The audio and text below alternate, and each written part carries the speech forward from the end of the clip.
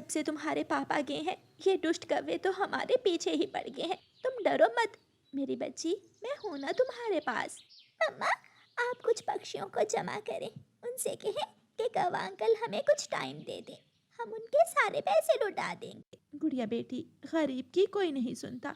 मैं आज अपनी माँ वाले जंगल जाऊंगी, शायद वहाँ कोई काम मिल जाए।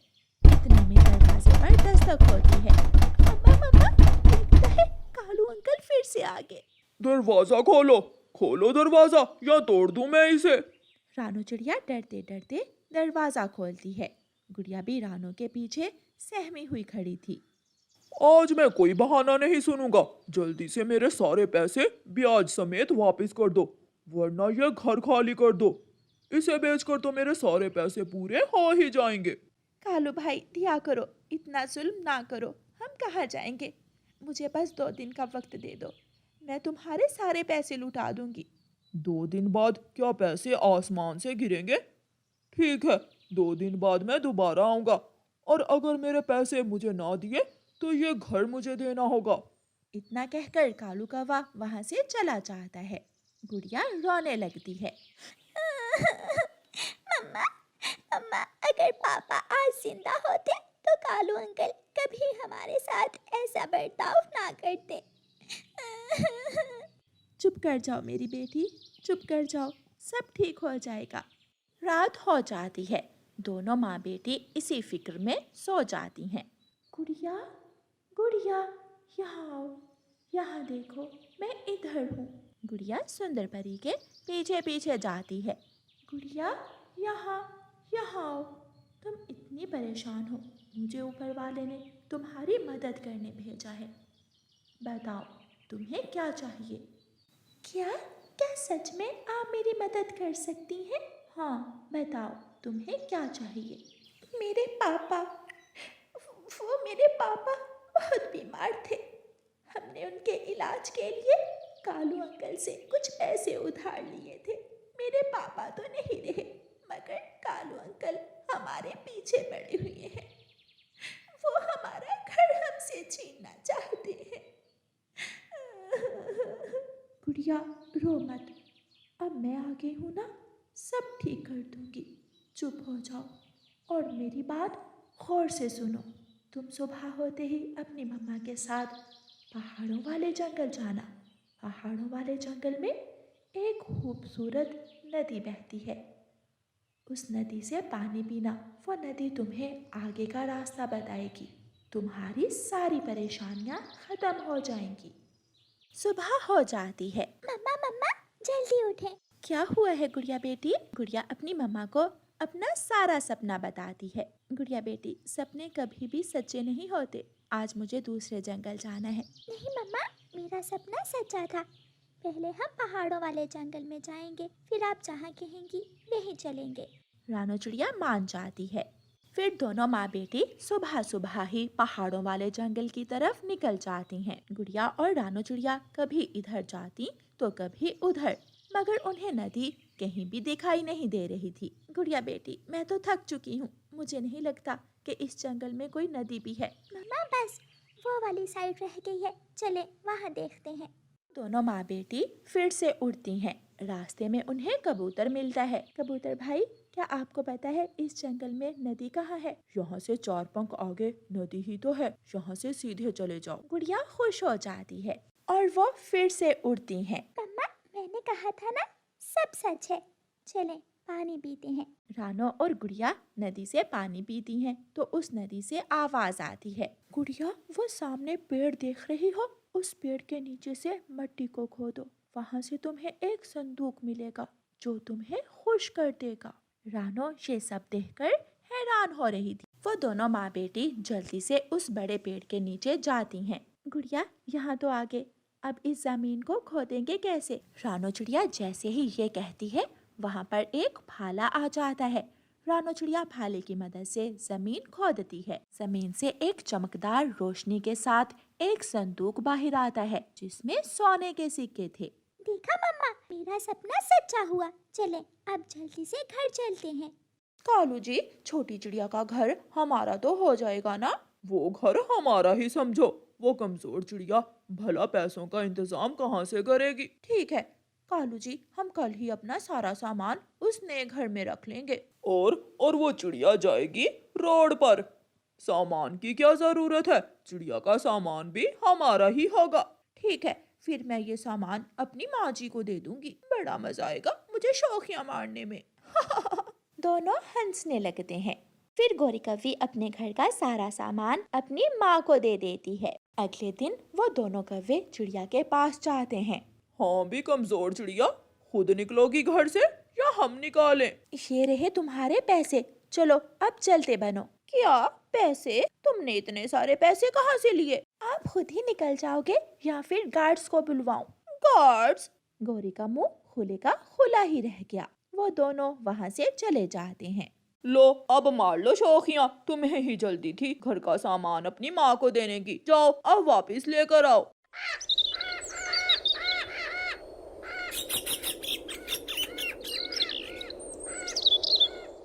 रानो चिड़िया की ऐसी कहानियाँ सुनने के लिए YouTube सर्च बार में रानो चिड़िया की कहानी लिखें या फिर ये बटन दबाकर बोलकर कहें रानो चिड़िया की कहानी।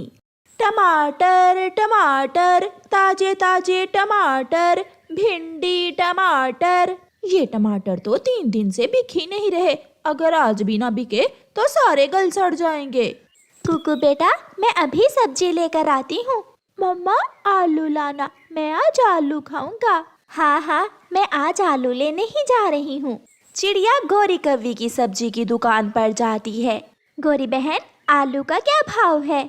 चिड़िया आलू तो खत्म हो गए हैं, तुम ये टमाटर ले जाओ। नहीं नहीं, मेरा कुकू तो आज आलू ही खाना चाहता है। ये टमाटर सस्ते भी हैं और ताजे भी। चिड़िया 100 रुपए में सारे ही ले जाओ। नहीं गौरी बहन, मैं किसी और दुकान से आलू ले लेती हूँ। छोटी चिड़िया, कितनी बार प्यार से मैंने कहा है तुमसे ये टमाटर ले लो, और तू है कि मानती ही नहीं। चल ले ये टमाटर, तू आज टमाटर ही खाएगी वरना मुझसे मार खाएगी तू। चिड़िया डरती हुई गौरी कव्वी से कहती है, ये कैसी जबरदस्ती है, मुझे टमाटरों की जरूरत नहीं है। मगर डरा धमका कर गौरी कव्वी भी अपने टमाटर चिड़िया को बेच ही देती है। सारा दिन सब्जी बेचने के बाद गौरी कव्वी घर जाती है। कालू कौवा उसका पति सोया हुआ था। उठ जा आलसी कालू, अब तो रात फिर से होने वाली है। मेरी मोटरसाइकिल के लिए पैसे बने क्या? सब्जी बेचने से इतनी कमाई नहीं होती, जो बचता है उससे घर का राशन ही पूरा होता है। अगर मैं तुझे फ्री में सब्जी ला कर दूं तो फिर क्या तुम मुझे मोटरसाइकिल के लिए पैसे दे दोगी? फ्री में सब्जी? क्या तेरे बाप के सब्जी के खेत हैं?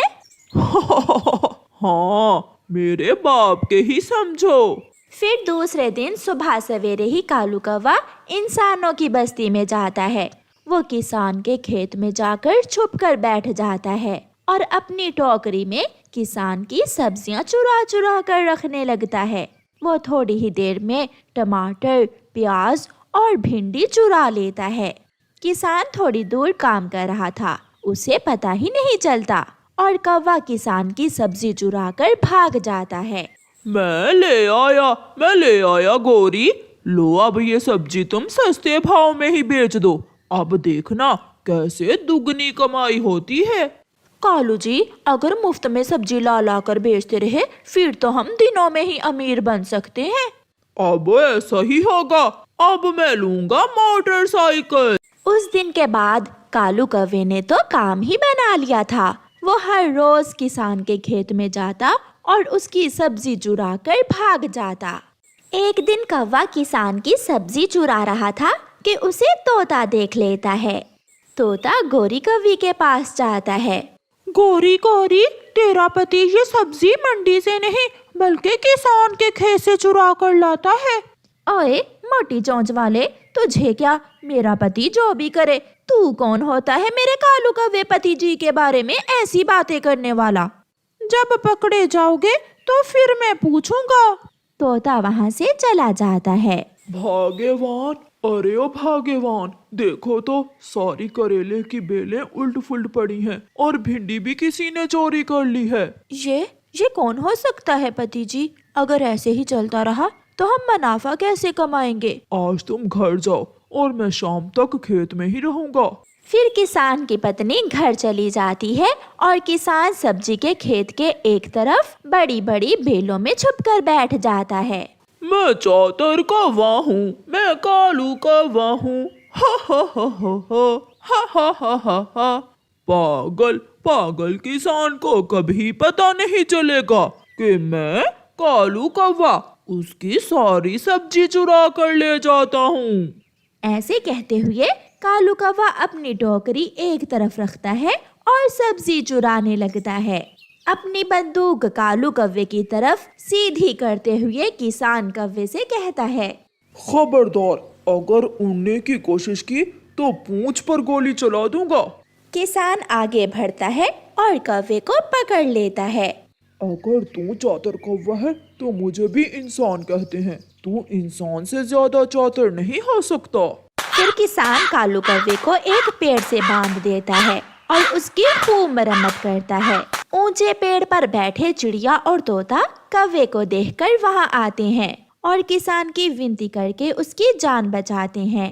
ऐसे कालू कौवे को चोरी करने की सजा मिलती है। प्यारे दोस्तों, इस कहानी को लाइक, अपने दोस्तों के साथ शेयर और चैनल को सब्सक्राइब करना बिल्कुल मत भूलना। आपका धन्यवाद।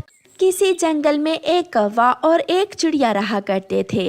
बारिशों का मौसम आने वाला था, इसलिए चिड़िया कालू कौवे से कहती है, कौवे कौवे, मौसम बदल रहा है, हवाएं बता रही हैं कि बरसात आने ही वाली है। हमें बारिश से बचने के लिए अपने अपने पक्के घर बना लेने चाहिए। हाँ चिड़िया, अच्छे काम में देर कैसी। तुम जल्दी जल्दी जंगल से सूखी घास लाओ और मैं लकड़ियाँ लेकर आता हूँ। फिर हम दोनों मिलकर अपना घर बना लेंगे। चिड़िया जाती है। वो नदी किनारे से सूखा घास लेने जाती है और आलसी कालू कौवा चुप करके सो जाता है। वो गहरी नींद सो जाता है। चिड़िया जब घास इकट्ठा कर रही थी तो उसके पंख में कई कांटे चुभ जाते हैं, मगर चिड़िया हौसला नहीं हारती। वो हिम्मत से काम लेती है और घास इकट्ठा करके वापस जाती है। कौवे को सोया हुआ देखकर चिड़िया गुस्से में आ जाती है। गंदे कालू कौवे, तू सोया हुआ है, क्या घर नहीं बनाना? सॉरी सॉरी चिड़िया, आज रात मैंने दाना कुछ ज्यादा खा लिया था, इसलिए मुझे बहुत नींद आ रही है। जाओ सूखी लकड़ियाँ ले आओ और मैं तब तक इस घास को तिनकों से अलग करता हूँ। चिड़िया जाती है। वो लकड़ियाँ लेने घने जंगल में चली जाती है। पीछे से कालू कौवा फिर से सो जाता है और खर्राटे लेने लगता है।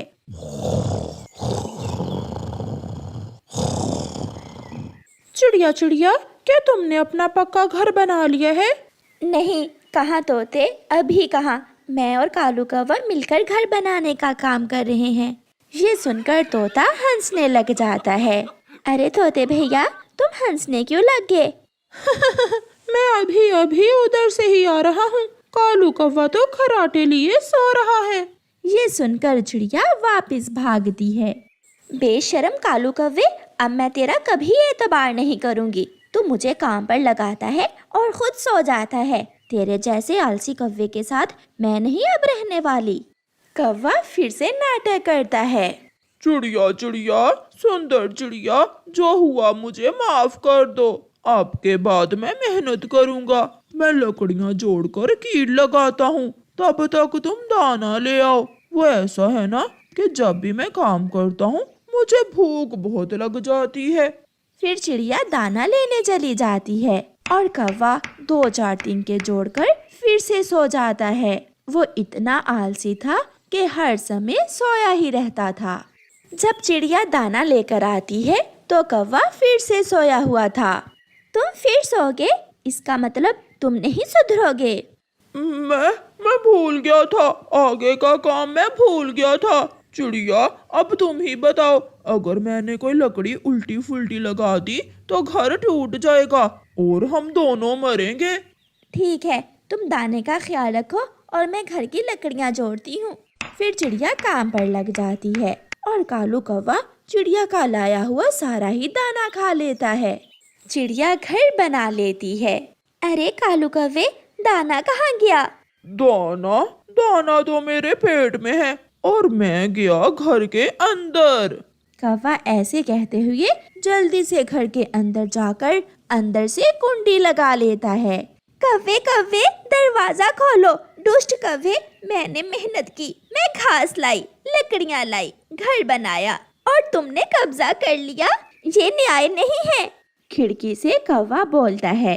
तुम्हें किसने कहा था कि मुझ जैसे कौवे पर एतबार करो? अब तुम मरोगी तेज बारिश में। मौसम खराब हो रहा था। चिड़िया डरी हुई थी। वो उड़ती है। चिड़िया बारिश शुरू होने से पहले पहले अपने लिए कोई आश्रय ढूंढना चाहती थी। चिड़िया उड़ती हुई इंसानों की बस्ती की तरफ चली जाती है। वहाँ एक कुम्हार मिट्टी के मटके बना रहा था। एक बड़ा मटका देखकर चिड़िया को विचार आता है। अगर मैं इस कुम्हार इंसान से एक मटका ले लूं, तो मैं इसे अपना घर बनाकर बारिश से बच सकती हूँ। चिड़िया कुम्हार के पास जाती है। कुम्हार कुम्हार, अगर मैं मिट्टी गूंदने में तुम्हारी मदद करूं, तो तुम बदले में मुझे एक मटका दे दोगे? हाँ, मैं भी थक गया हूँ। अगर तुम काम में मेरी मदद करो तो एक क्या 2 मटके ले जाना। फिर चिड़िया कुम्हार के साथ काम करवाती है। चिड़िया मिट्टी में पानी मिलाकर उसे गूंदती है और बदले में कुम्हार से एक बड़ा मटका ले लेती है। और चिड़िया वो मटका लेकर वापस जंगल में जाती है। वो अपना मटका कीकर के पेड़ पर रखकर उसमें आराम से बैठ जाती है। मेरा मटका घर तो बहुत आरामदेह है। दूसरे दिन सुबह सवेरे ही आसमान पर बादल छा जाते हैं और तेज बारिश शुरू हो जाती है। कौवे के घर की छत टूट जाती है। वो पूरी तरह भीग जाता है और ऊपर से आसमानी बिजली का कड़ाक कौवे को डरा रहा था। डरता हुआ कौवा सामने कीकर के पेड़ पर चिड़िया के मटका घर के पास जाता है। चिड़िया चिड़िया, सुंदर चिड़िया, मुझे बहुत डर लग रहा है। प्लीज मुझे अपने घर में आ लेने दो। ये घर मिट्टी का है, तुम अपने पक्के घर में ही जाओ। चिड़िया चिड़िया, मुझे डर लग रहा है। तो किसने कहा था इतनी चालाकी करने को? अब जाओ यहाँ से, यहाँ तुम्हें कुछ मिलने वाला नहीं है। फिर कौवा सारी रात पेड़ की डाल पर बैठकर गुजारता है और चिड़िया आराम से अपने मटका घर में मीठी नींद सोई रहती है। प्यारे दोस्तों, इस कहानी को लाइक, अपने दोस्तों के साथ शेयर और चैनल को सब्सक्राइब करना बिल्कुल मत भूलना। आपका धन्यवाद।